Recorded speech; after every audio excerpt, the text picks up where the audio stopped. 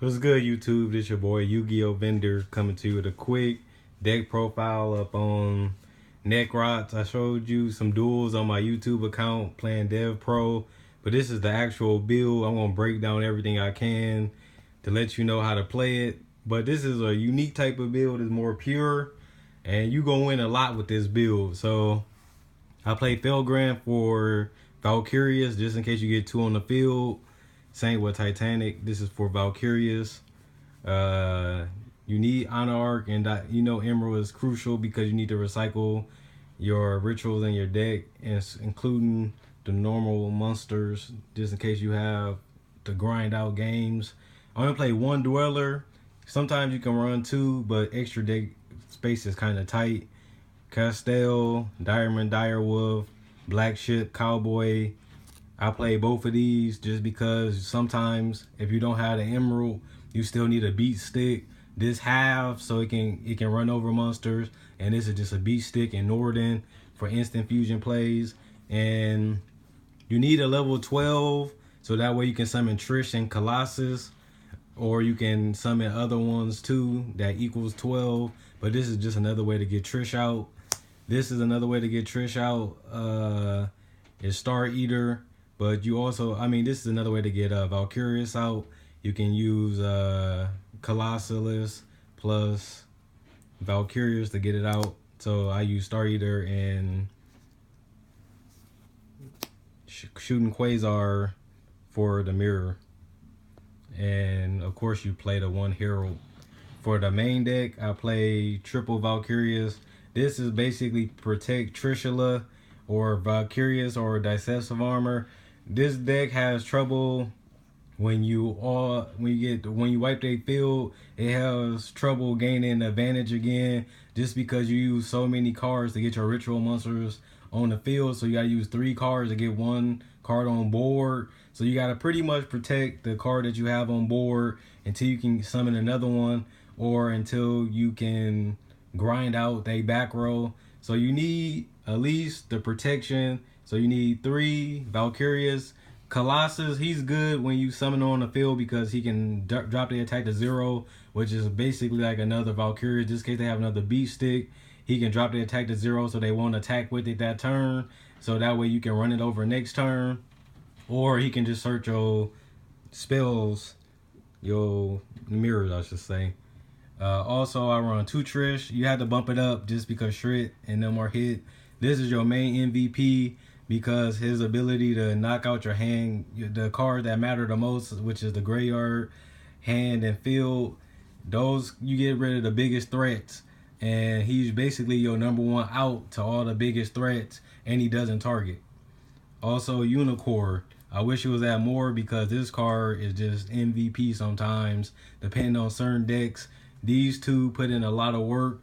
Unicorn, I wish it was like 25 though, but you gotta give and take something. Catastor, I don't summon it that often, but it is a good card to have just in case you draw it. It is on 2200. It is a decent first turn play. Bryonic is just a searcher. I don't summon it that often. I usually use it as a hand effect. Wish we had more. Gungnir, I might bump this up to 2. It's just too crucial because his ability to protect your Valkyrias, ability to protect your Trish, your Unicorn, or even your Decisive Armor. This card is probably the most important card besides Trishula and Valkyrias because of his effect. Also, his ability to pop during either player turn is ridiculous this format because of the back row and ability to pop pendulums, both of them, and ability to pop the strongest monsters on the field, and it's a 2500 beat stick.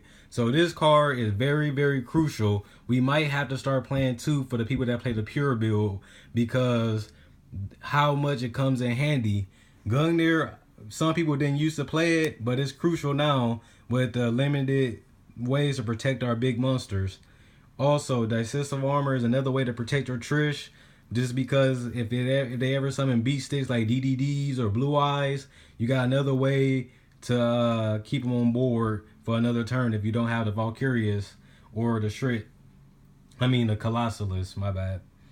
Exa, Sorcerer, and Dance Princess. These are just basically just to stop from the summons. Like I said, more defense. This guy just another card to have in your deck, so that way you can use it for ritual summons. And Exa is the same thing, but he allows you to search your Dicesso armor and your Gungnir, I believe. No, not Gungnir. Well, he allows you to search a dragon, which is Gungnir. I mean, Dicesso armor is the main one you would search, and Catastor. Next, you can play triple Manju and triple Senju. I finally got my Senjus. Also, I run 3 Visions, 2 Shadows, and 1 Diva. I like this ratio better than playing the Kaiju engine or the Brilliant Fusion engine, because your ritual monsters are just so strong on their own. You need the deck to stay pure so it can be consistent. When you run in those other cards that allow your deck to brick, at least these you can still summon. You can still set them. You can still synchro with them. You still got more plays that's always open with these. And if you ever draw them first turn, you still have preparation. You still got Rhoda. You still got Colossus. You still got Brionic to make plays for these guys to be active. So these are more playable than Brilliant Fusion. These are more playable than the Kaijus because they always live. Because you can always normal summon, set them, ritual, and fusion, and synchro with them. So those are the better options to me.